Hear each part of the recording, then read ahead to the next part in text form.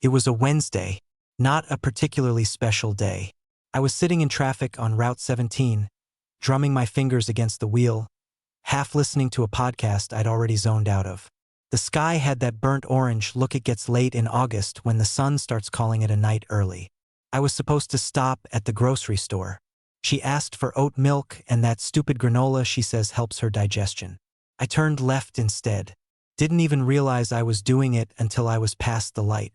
My body moved before I gave it permission, because I knew. I had known for a long time, not in the dramatic movie kind of way, more like a dull pressure in your chest that never fully goes away.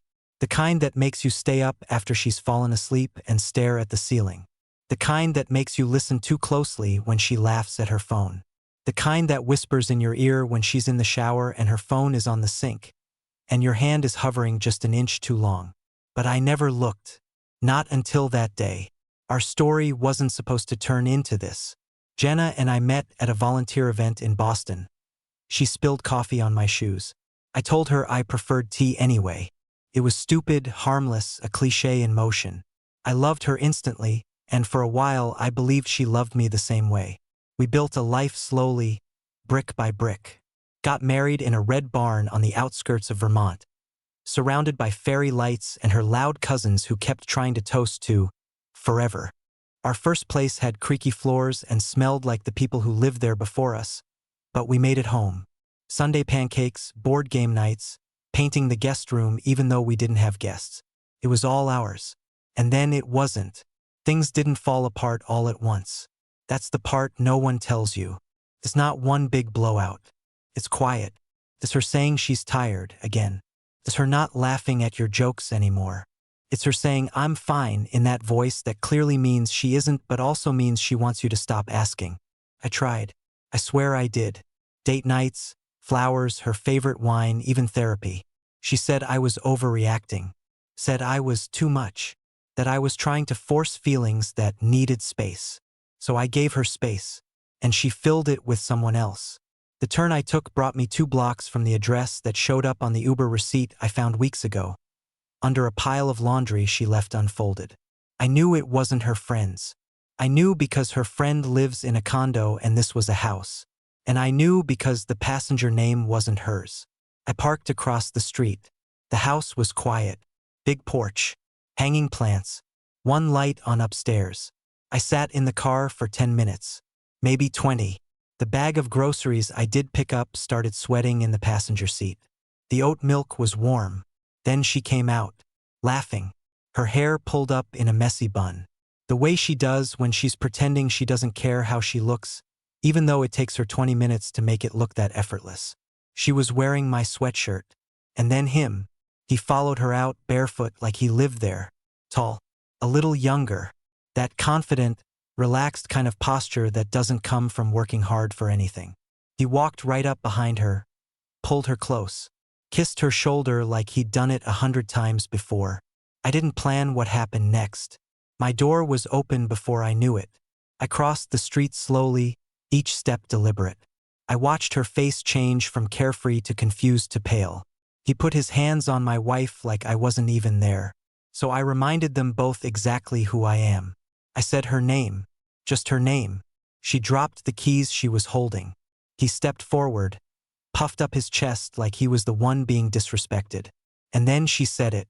The thing I didn't know could still hurt me more than what I'd already seen. She said, "What are you doing here?" Not "I'm sorry." Not "it's not what it looks like." Not even "please don't make a scene." Just "what are you doing here?" Like I was the problem. Like I was a nuisance. Like I didn't belong on the sidewalk watching the woman I married pressed against a man who smelled like her perfume. And I looked at her. Really looked. And I realized I didn't know who she was anymore. I didn't yell. I didn't beg. I didn't cry. I just looked at her and said, "You know exactly why I'm here." The next part. That's when the gloves came off. That's when I stopped being the husband and started being the storm. She tried to walk past me like I wasn't standing there. Like I was some streetlight flickering in her periphery. I stepped to the side gently but firmly. Made her stop. Made her look at me. And that smug little twist at the corner of her mouth? That's what did it. He spoke first. I remember the way his voice sounded. Too calm, too casual, like he was used to cleaning up messes like me. He said, "Hey man, I think you should leave." Hey man. Like we were at a barbecue. Like he hadn't just had his hands all over my wife. Jenna didn't say a word. She stood there, arms folded, wearing my sweatshirt and someone else's scent, acting like I was embarrassing her in front of her new toy. I looked at him, really looked. Smooth, gym-toned, tan like he had time to care about things like that. No ring on his finger. No guilt in his face. He didn't even flinch when I stared him down. I didn't raise my voice. I didn't need to. "You know she's married, right?" He gave a shrug, eyes flicking toward her. "She said it was complicated." Complicated. That word hung in the air like the taste of something rotten. Jenna shifted then. Finally. Not to defend me. Not to deny it. Just to control the narrative. "You weren't supposed to come home today," she said, quiet but sharp. Not "I'm sorry." Not "it's not what it looks like." Just blame. That's when I felt it. This crack inside my chest. Clean and deep. As if something ancient had finally split. She wasn't even trying to hide it. She wasn't scared. She wasn't ashamed. She was annoyed. She turned to him then, her voice dropping into something soft. Something I used to think was only mine. "Go back inside. I'll deal with it." Deal with it. I was a chore. An interruption. He actually obeyed. Walked back into the house like this was all part of the script. He didn't look at me again. Maybe he thought she'd handle it. Maybe he thought I wasn't going to do anything. And maybe he was right, because I stood there, frozen. My fists didn't clench. My knees didn't buckle. But I felt everything. Everything. Years of giving, waiting, hoping. All for her to erase me with one evening in someone else's house. She stepped closer. "You can't just show up like this," she said. And the way she said it, it wasn't fear. It wasn't shame. It was control. Like I was a story she already had the ending to, and I just needed to cooperate. I asked, "How long?" She didn't blink. "Does it matter?" It did. It mattered more than anything. Because if it was recent, maybe I could blame the last fight. The distance. The stress. But if it was long, if it was months or more, then I was married to a stranger. I said her name again. She sighed. Actually sighed. Like I was keeping her from something important. "This stopped being a marriage a long time ago, Nate. You just didn't want to admit it." And then she said the line I'll never forget. I was suffocating. "You're a good guy, but I needed more." More. I was the man who held her when her mom died. The man who stayed up till 3 a.m. when her anxiety wouldn't let her sleep. The man who took double shifts to get us out of debt. But none of that was more. She looked at me like I was the reason she became this. I turned to leave. I didn't say another word. Didn't scream. Didn't demand anything. I just walked back to my car while she stood there under that porch light like a queen watching a subject leave her kingdom. But something changed on that walk back. Something final settled in me.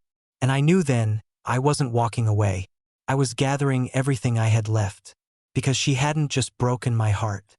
She declared war on the man who built her a kingdom with his bare hands. I didn't sleep that night. Not 1 minute. I sat in the garage, engine off, door cracked, watching the moon drag across the sky like it was taking something with it. My phone sat in my lap. No messages. Not a single one. Jenna didn't follow me. She didn't call. Didn't ask if I made it home safe. Nothing. At 4:12 a.m., I walked back into our house. Our home, though the word felt false in my mouth. Everything inside was still. Her perfume still lingered in the hallway. The kitchen light was on. The dishes were clean, lined perfectly along the rack like a staged crime scene. The silence was worse than anything. I sat at the dining table and looked around. The photos on the wall, our wedding in Vermont, her graduation, our anniversary in Charleston. All lies now. I stared at the frame where her smile used to mean something, and it made my stomach turn. She had replaced me. Systematically. Slowly. With a precision that was almost impressive. But what cut the deepest was that I had helped her do it. I had handed her the tools. Given her the passwords. the routines, the trust. I was the architect of my own betrayal. Around 6 a.m., I pulled my laptop from under the couch, right where I'd left it before my trip. I opened our shared drive, the one she didn't think I checked. And that's when the house of cards truly fell. There were receipts, hotel bookings under fake names, a separate email address. She wasn't just seeing him. She was building a second life, one that didn't include me. There were photos, dates, even a travel itinerary for a weekend work conference she told me she had in late September. Except there was no conference, and she wasn't going alone. And I felt something new then. Not heartbreak, not rage, clarity. This wasn't a moment of weakness. This was a campaign. A full-blown operation she ran behind my back while I was fixing gutters, walking the dog, calling her mother to check in after surgery. She had become methodical, deceptive, ruthless. I copied everything, every receipt, every message, every time-stamped calendar invite that contradicted the lies she had told. I backed it all up on 2 flash drives and emailed one to a burner account I created that morning. Then I made coffee, fed the dog, took out the trash, because it was still my house. At 8:47 a.m., Jenna walked in like it was any other Thursday. She was wearing the same jeans she had on last night.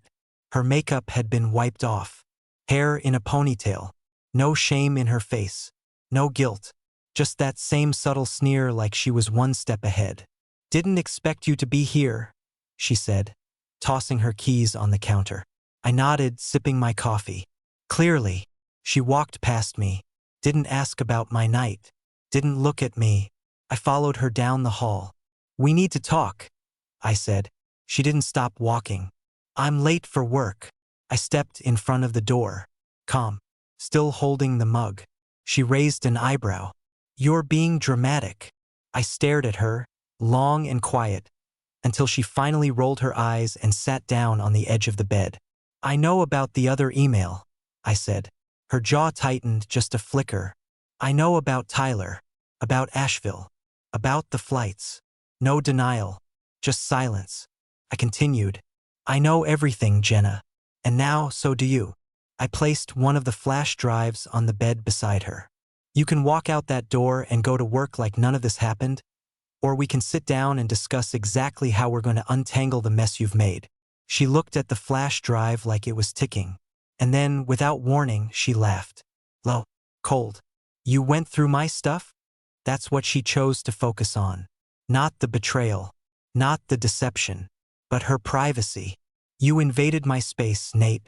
That's abuse." I blinked, actually blinked. "You lied to me for months, Jenna." She crossed her legs, calm as ever. "Because I couldn't breathe in this house anymore. You made everything about routine, about control. I needed something else." There it was again. Blame, wrapped in silk. "You had a choice," I said. "You could have left. You didn't have to cheat." And her answer? "I didn't want to give you the satisfaction of being the one who walked away first." That was the moment she lost me for good. Not the betrayal, not the physical, not even the manipulation. It was that, the cruelty. I stood there for a while, let her words settle into the walls.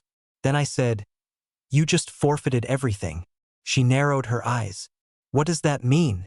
I smiled, for the first time in days.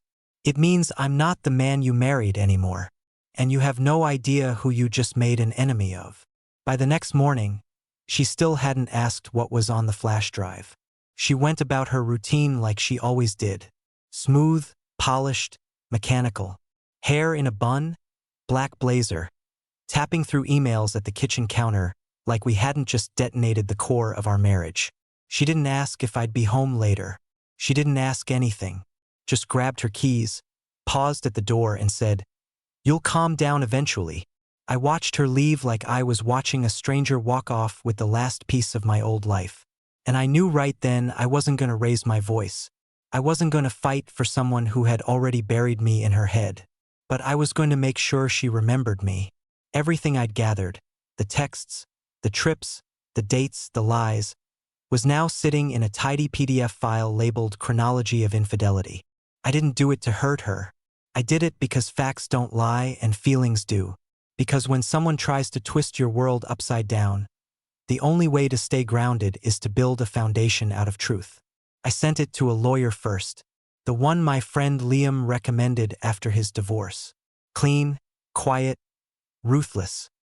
He called me 2 hours later and said, "If even half of this is true, you'll come out of this clean." Then I sent it to her.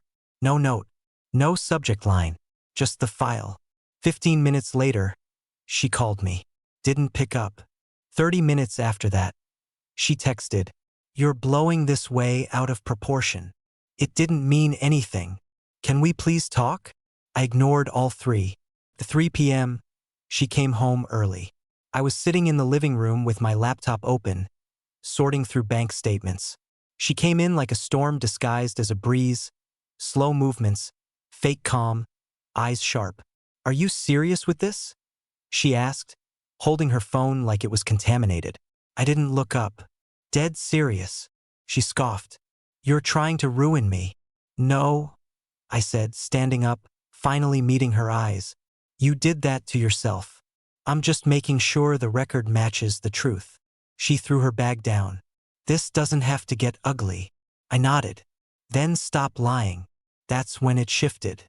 She went from irritated to vicious in half a second. Voice lower now, slower. "You really think you're the victim here? You shut down years ago, Nate. You stopped seeing me." I didn't flinch. "So you replaced me." She tilted her head, eyes narrowed. "I found someone who reminded me I was still alive." "You mean someone who let you pretend none of this existed? You mean someone who didn't treat me like a checklist?" It was rehearsed, polished, like she'd said it to herself 100 times to justify every lie. But I wasn't going to let her dance around it this time. "You cheated. You lied. You gaslit me for months. Stop dressing it up like some self-discovery journey." She crossed her arms. "You're making this impossible." "You already made it impossible," I said. "I'm just making it official." And then I pulled out the envelope. Inside, copies of the documents I'd already filed. Divorce papers. With a note that said simply, "I no longer accept apologies from people who aren't sorry." She stared at them like they were in a language she didn't speak. "No," she said finally, shaking her head. "No, I'm not letting you do this to me." "To you." I stepped forward. "You built a second life while still using me for the first one. You used our home, our money, our memories as alibis. You don't get to cry foul now." She didn't take the envelope. She just stood there, trembling. Not with sadness. With rage. "This will get messy," she said. I nodded. "That's the first honest thing you've said in months." Then I turned my back and walked upstairs. In the silence that followed, I heard her breathing shallow, seething, stunned. But I didn't look back. Because part of me had already buried her. I was just cleaning up what was left. And what she didn't know was that part 5, what comes next, was already in motion. She thought I was just going to let her go quietly. But ghosts don't leave when you ignore them. They wait. And then they knock. Friday came like a courtroom summons, inevitable and weighted. The morning was gray, humid, still. Jenna was gone by 7. No note, no texts, just the sound of her heels clicking down the hallway like a metronome counting down the end. She hadn't mentioned the papers again. She thought I'd bluff. That the envelope was a scare tactic. That I was still playing the role of the heartbroken husband who'd fall apart under pressure. That I'd let the betrayal simmer and boil down into resentment. Maybe a bitter therapy session or two, but eventually dissolve into silent forgiveness. She didn't understand the kind of silence I'd been living in. The kind you don't come back from. At 10 a.m. sharp, I had my meeting with the attorney. Jenna didn't know I'd already opened a separate bank account, that I'd already transferred my direct deposit, that I'd already met with a financial advisor, updated my will, and changed the beneficiary. She was too busy managing optics, still playing her little chess game. But she didn't see the board had already flipped. Tyler. Her escape. Her reminder she was still alive. I found out more about him in 2 days than she probably had in the 6 months she'd been sneaking into his life. He had a suspended license, pending credit lawsuit, A second girlfriend in a different city. Classic fraud wrapped in a gym membership. I didn't tell her. Not yet. That wasn't the point. Let her keep believing in her fantasy while the foundation crumbled under her heels. What I did instead was simple. I invited her sister, Morgan, over for dinner. The same sister Jenna had lied to repeatedly. The one she claimed to be staying with during nights spent in other people's beds. I called Morgan and said, "Come over. I think you need to see something." Morgan showed up that evening with a bottle of wine and concern written across her face. I handed her the printout, flights, messages, maps. Her hands trembled. She didn't speak for a long time. "You're sure about this?" she asked quietly. I nodded, and then her face changed, hardened. She used me. She used all of us. Morgan stayed for 3 hours. We didn't talk much. She just sat with me, reading everything, letting the weight of it settle between us. When she finally stood up, she hugged me. Not the kind of hug you give someone who needs comfort. The kind you give someone standing at the edge of a storm, ready to walk straight into it. Jenna came home around 9 p.m., makeup freshened, nails done, phone clutched like a lifeline. She didn't expect to find Morgan there. She froze in the doorway. "What's going on?" she asked. Morgan didn't say anything, just stared at her, then dropped the envelope on the coffee table and walked out without a word. Jenna turned to me, eyes narrowed. "What the hell did you do?" I didn't answer. I didn't have to, because she picked up the envelope and finally, started to understand what was happening. Not rage, not chaos, just consequences. She skimmed the first page, then the second. Her fingers clenched tighter around the edges, like the paper was burning her. "This isn't fair," she muttered. I said nothing. She looked up at me, voice breaking into disbelief. "You're turning everyone against me?" "No," I said, quiet. "You did that all by yourself." She sat down, hard, like her body finally caught up to her choices. "This was never supposed to go this far," she whispered. I looked at her for a long moment. "It wasn't supposed to happen at all." She started crying. Real tears this time, not the ones she pulled out when she wanted to reset the room. "I didn't know how to stop," she said. "You didn't want to." And for once, she didn't argue. I stood up, walked toward the stairs, paused. "You should probably call your sister." She didn't respond, because now it wasn't just me she'd lost. The cracks she made were finally starting to spread. Saturday morning, the silence was different.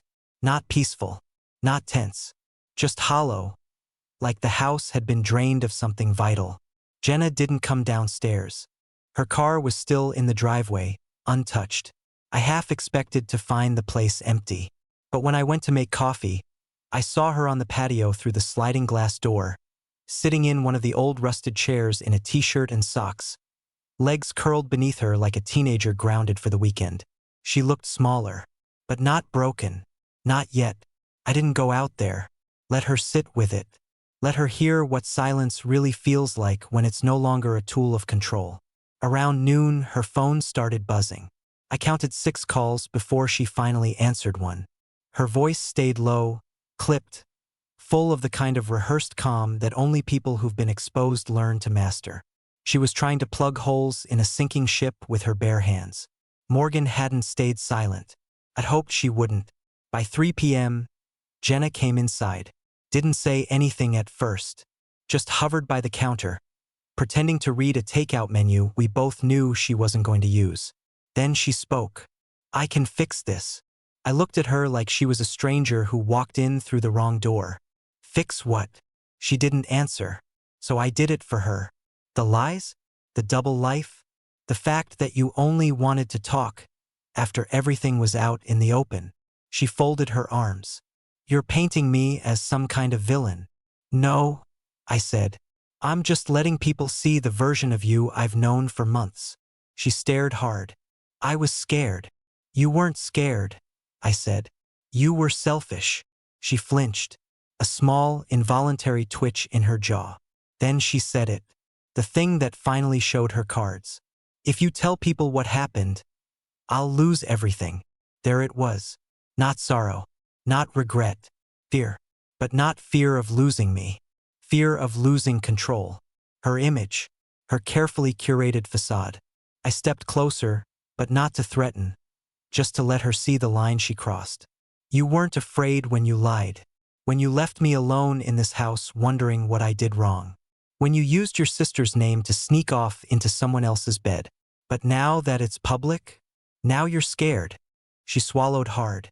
I didn't think it would go this far. It went exactly where you pushed it. Her next move was the oldest trick in her playbook. She softened, voice delicate, chin tucked, eyes wet. I still love you, Nate. I let it sit there for a full 10 seconds. Then I laughed. She blinked. Why is that funny? Because it's not real. You love what I gave you, what I absorbed. You loved having someone who never stopped trying. Even when you did, she didn't answer, because she knew I was right. Then she tried to shift again. Change the pace.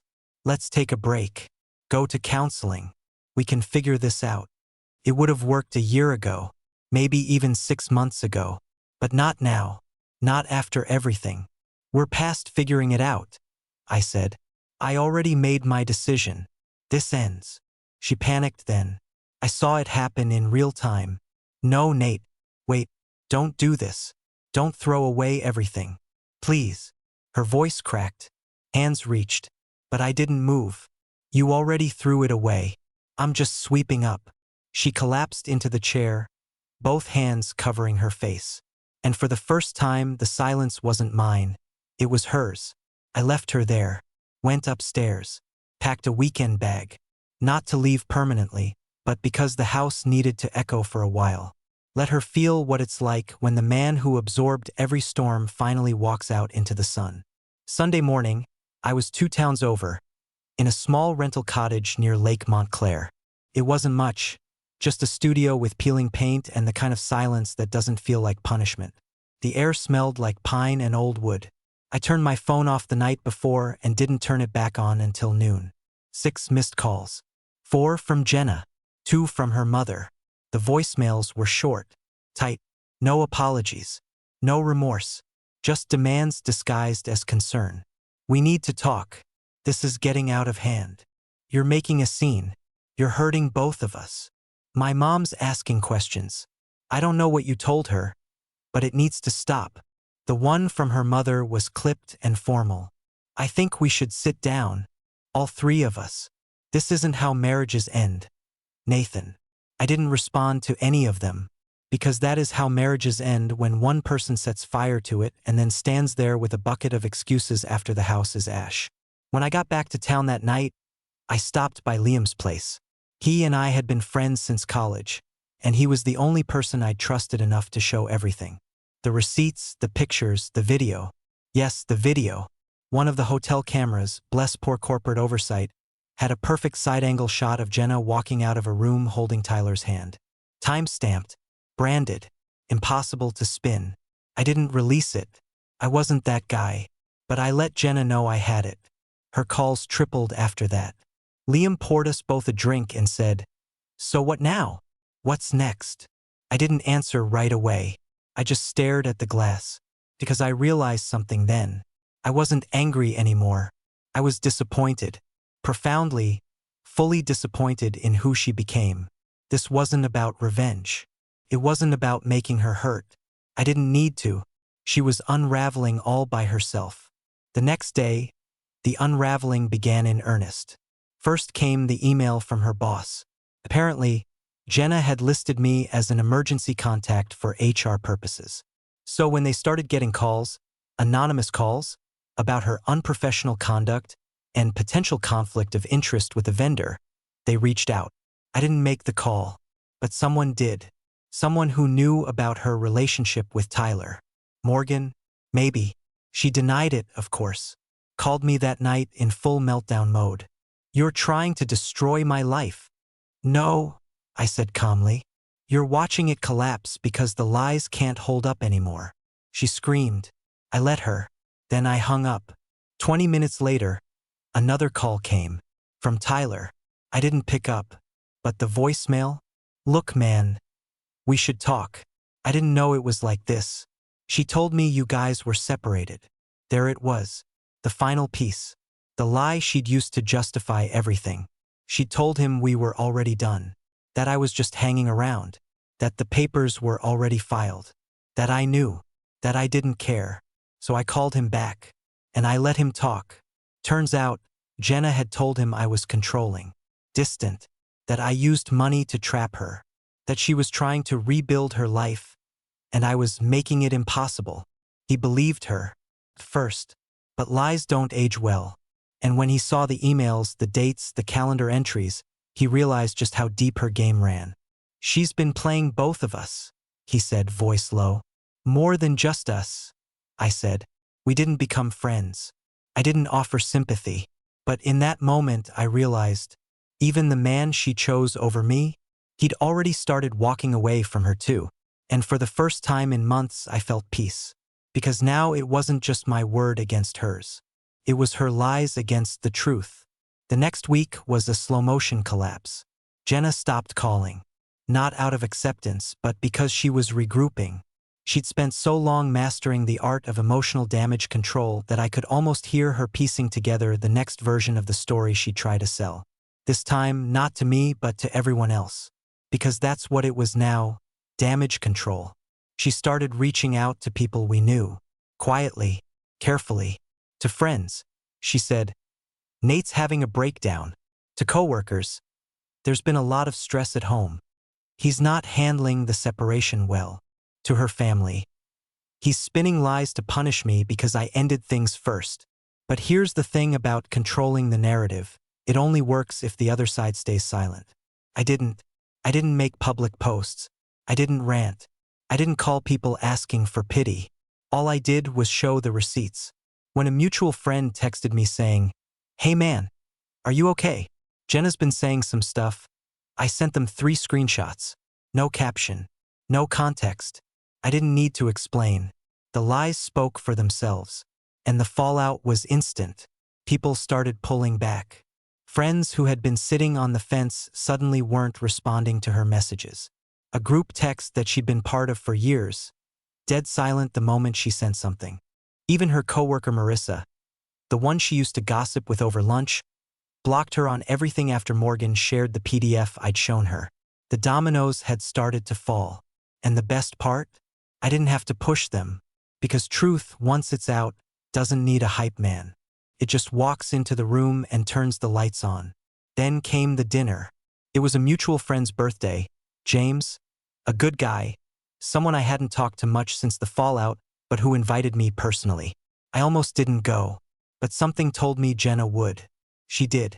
She walked into that restaurant wearing her favorite green dress, the one she always saved for attention, and immediately realized the air had changed. No one stood to hug her. No one smiled. James greeted her politely, but cold. The seat next to him? Already taken. She sat at the far end of the table. I arrived 15 minutes later. Not to make a statement, just to see it for myself. And the moment she saw me, her posture changed. She straightened her back, smiled like everything was fine, like we were 2 mature adults navigating an unfortunate situation. But that's when it hit her. No one was playing along anymore. When I said hello, people responded. When she tried to steer a conversation, no one followed. And by dessert, she was checking her phone under the table, her fork untouched, her smile fading. I left without saying goodbye, because silence in the right moment says everything. That night, she sent me one final message. Congrats. You got what you wanted. You turned everyone against me. I stared at it for a long time. Then I typed, no. You did that the moment you chose to protect your lies instead of your marriage. She didn't reply, because what do you say when your audience stops clapping? It started with a letter, not an email, not a text. A handwritten envelope left in my mailbox in the same cursive sheet used to sign our wedding thank you notes. No return address, just Nate written across the front like she was still my wife, like that still meant something. Inside was a 4-page letter. For pages of circling, gaslighting, rewriting the timeline like she was editing a screenplay where she was the misunderstood heroine and I was the cold antagonist who just let things slip. No apology. Not really. Just soft blame wrapped in nostalgia.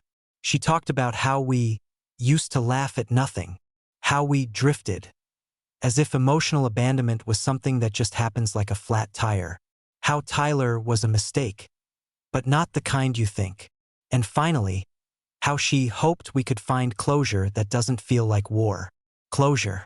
A word people throw around when they want to walk away clean without picking up the wreckage they caused. I folded the letter neatly, placed it back in the envelope and filed it away. Not because I needed to remember it, but because part of me wanted to keep the final proof of how deep denial can go. She didn't want closure. She wanted absolution without accountability. But she wasn't going to get either. Because while she was scribbling her narrative in blue ink, I was finalizing mine with attorneys. She hadn't expected me to move so fast. She thought I'd stall, flinch, give in. But I'd already filed the no-contest divorce papers. The evidence was submitted. The financial disclosures were in. And thanks to the thorough documentation of her double life, I had strong leverage, not just emotionally but legally. The home? Staying in my name. The savings? Protected. The joint accounts? Frozen and split. The dog? Coming with me. She hadn't walked him in months anyway. When her lawyer contacted mine with some absurd proposal, she wanted to keep the house and have me move out until the property could be sold. I didn't respond directly. I just had my lawyer slide across the table a spreadsheet with all her track nights out, receipts, and a compiled expense report of everything she'd funneled into what she referred to as her personal development. Jenna blinked, just once, then sat back in her chair, arms crossed, lips pressed into a thin line. It was the first time I saw her with no words.